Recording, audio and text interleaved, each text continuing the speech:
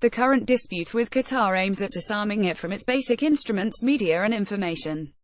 The dispute accelerated the quest to control the information society, which had been hijacked by terrorist organizations such as al-Qaeda and ISIS, not to mention hostile governments such as Iran and Qatar that had at most goals to overthrow political regimes.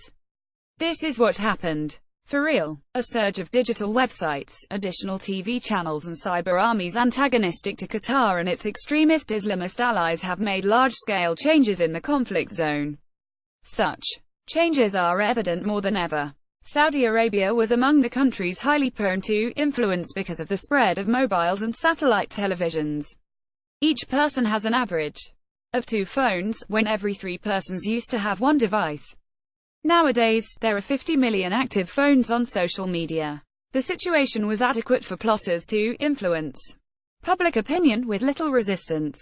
Risks of forming public opinion by foreign parties aren't restricted to the 4 states that are in a cyber warfare with Qatar. After U.S. accusations to Russia of electronic intervention in influencing voters in the presidential polls and targeting the society's stability, the case aggravated.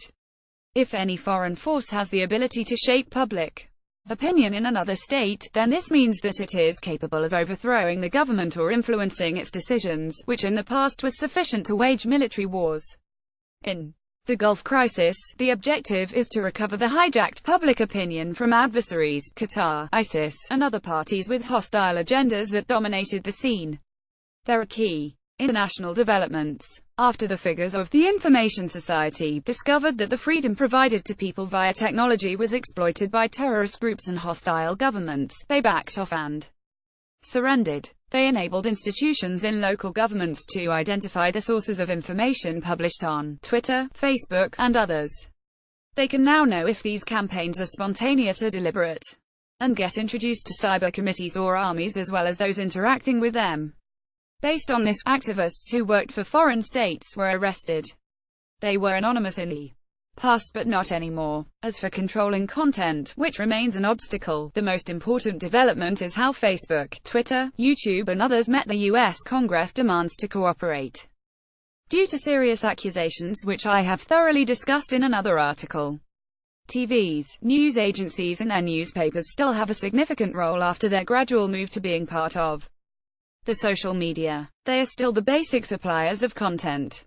The latest developments have put television services under control, shifting them to phones, satellites and fiber optics in regulated states such as UAE and Qatar, which have been able to restore the management of their communities to a large extent. These countries don't just prevent access to services but offer similar alternative services so as not to push millions of viewers to using proxies to access banned media, which is what's happening in Iran today.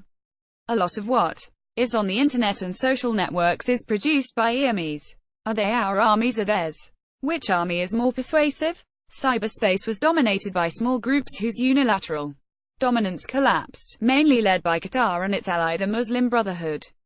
The past 6 months witnessed the fiercest levels of war when both parties published fake and real news and pictures. The result was a huge loss for Qatar that was saying it pushed Tunisians and Egyptians to protest and topple their regimes in 2011. This time the result is the opposite. Qatar's government was undermined by its opponents.